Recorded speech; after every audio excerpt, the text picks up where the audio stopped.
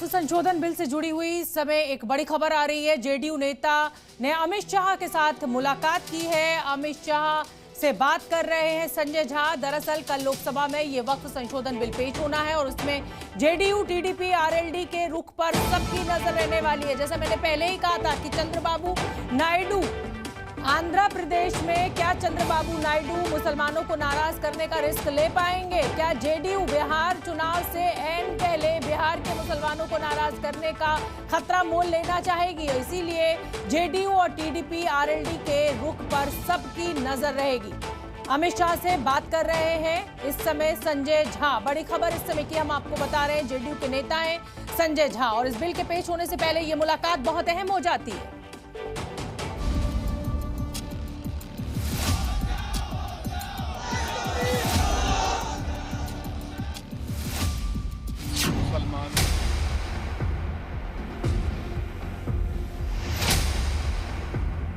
गुमराह कर रहे हैं।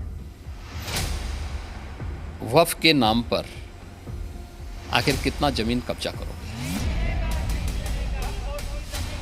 भले ही वक्फ बिल को लेकर हंगामा मचा हो, काली पट्टी के विरोध से लेकर 15 मिनट तक की धमकियां दी जा रही हों, लेकिन इसके बावजूद कल वक्फ बिल संसद में पेश होने जा रहा है और इस बिल के पेश होते ही वक्फ बोर्ड हमेशा के लिए बदल जाएगा। ये बिल जिसका विरोध मुस्लिम संगठन कर रहे हैं और विपक्षी पार्टियां भी जिसके खिलाफ हल्ला बोल रही हैं।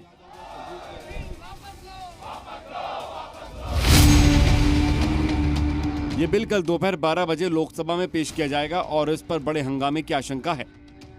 बिल कल पेश होना है लेकिन सियासत अभी से गर्मा गई है। समाजवादी पार्टी ने इस बिल के विरोध का ऐलान कर दिया है।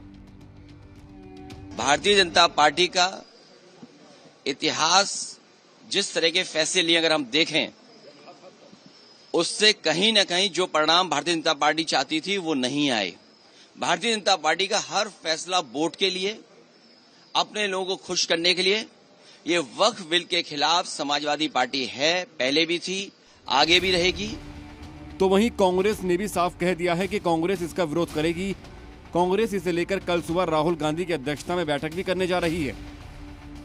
वक्फ पे हम लोगों का बहुत क्लियर स्टैंड है। जेपीसी जब बनी थी तो हमने अपने सारे ऑब्जेक्शन, संशोधन सब रख दिए थे, वहाँ उसे माना नहीं गया।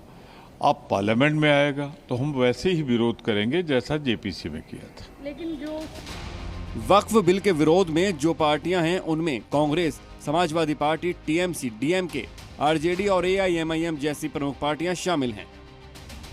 हालांकि वक्फ बिल के पास होने में अहम रुख होगा जेडीयू और टीडीपी का।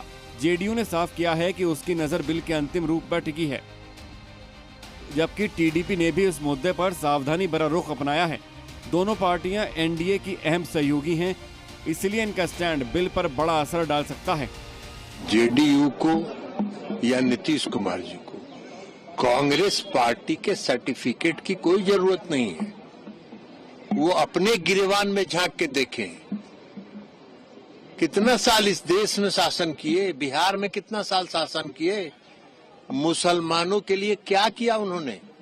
हमारी पार्टी जो करेगी वो लोकसभा में करेगी। ये वोट लेते रहे और इनका इंटरेस्ट कभी सर्व नहीं किया। इतना मैं जरूर बता देना चाहता हूं आपके ही माध्यम से, आपके चैनल के माध्यम से, नीतीश कुमार की राजनीति और जब तक है उनका इंटरेस्ट प्रोटेक्टेड रहेगा। वहीं ओवैसी ने इस रुख को लेकर नीतीश और चंद्रबाबू नायडू पर भी हमला बोला है।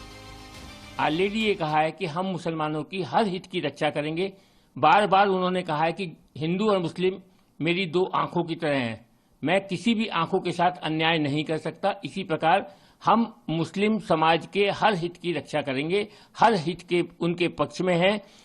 जो भी होगा, कल संभवतः ये बिल आएगा, उसके बाद ही हम चर्चा कर पाएंगे कि हमारी मांगों को कितना उन्होंने उसमें रखा गया, माना गया।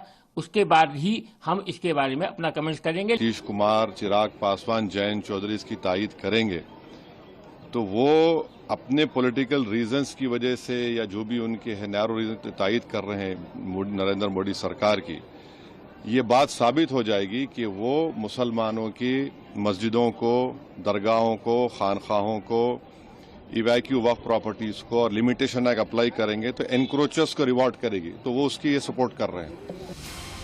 विपक्ष हमलावर है तो वहीं सरकार की तरफ से भी कह दिया गया है कि वो हर सवाल का सामना करने को तैयार है। वक्फ बिल रिजिजू ने 8 अगस्त 2024 को लोकसभा में पेश किया था, लेकिन विपक्ष के हंगामे के कारण इसे जेपीसी को भेज दिया गया था। जेपीसी की अध्यक्षता जगदम्बिका पाल ने की थी। समिति की रिपोर्ट आने के बाद संशोधित बिल को कैबिनेट ने पहले ही मंजूरी दे दी है। विरोध के बीच सरकार की तैयारियां पूरी हैं। अब देखना यह होगा कि ये बिल पास होने के बाद बिल का विरोध करने वाले आखिर क्या करते हैं। ब्यूरो रिपोर्ट, जी मीडिया।